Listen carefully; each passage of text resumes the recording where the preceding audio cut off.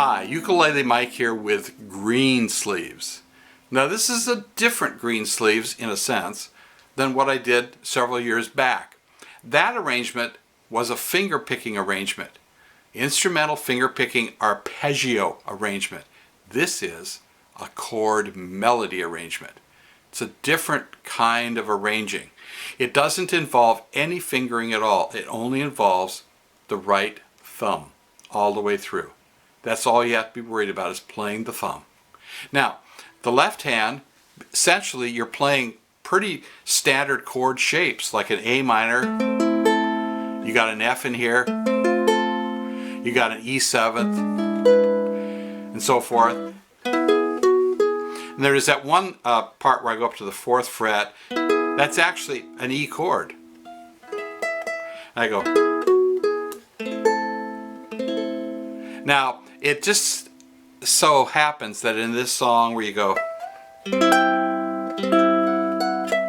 that's just one finger on the 1st string. Up way is it, 12th fret up here?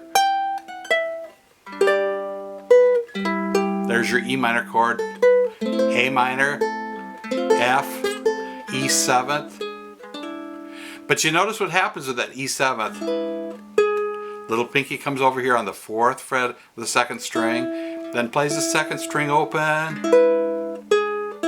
So you get the basic chord shape with the left hand, and then you do minor variations with the left hand, like the little finger going up to the 4th fret or whatever, to get the melody notes. Okay?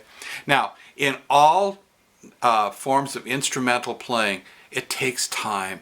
It takes patience, mostly with yourself. That you're gonna want to get in there and learn this piece right now. You do it in little incremental bits. And I suggest, first of all, tablature is a form of notation, just like reading treble clef.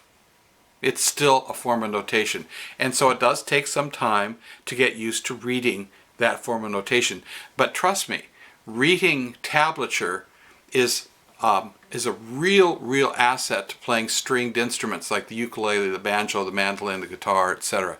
And it goes way back to the Middle Ages. The lute, there was tablature for lute back in the 1400s. So, using tablature in this fashion, what I suggest you do is that you very slowly go measure by measure, learn one measure, memorize it. Play it over and over and over again.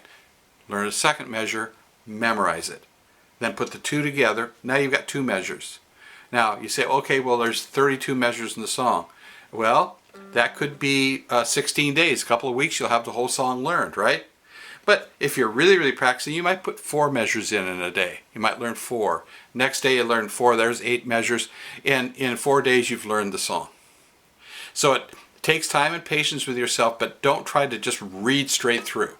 That you won't get it that way. You got to do it measure by measure, memorize it, and then play it back. Now, in time, you will become a sight reader.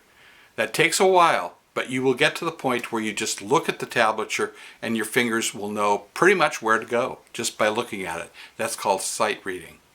And it's a technique that all musicians eventually learn when they read any kind of notation, any kind of musical notation. So let's see. Oh, the other thing too is that I like to extend the sound of the chord out by doing a roll, a harp-like roll, and that works really well, of course, with Greensleeves, because you can imagine it being played on a harp, can't you? It has that kind of lyrical rolling harp-like sound. And try to play up towards the neck rather than way down here by the bridge, where it's brighter. Up here, you get the mellower sound. So there you have Greensleeves from my new chord melody ebook. And remember, it's not a hard copy. It comes in a PDF format. I know a lot of people, what they do is they download it and put it on their iPads or tablets and work directly from those. So there you have it. And at the end of this video, you'll see how you can get the book that Greensleeves is in. And I'm going to be doing eventually all 25 new arrangements either on YouTube or on Vimeo, so stay tuned. And as always, happy strumming.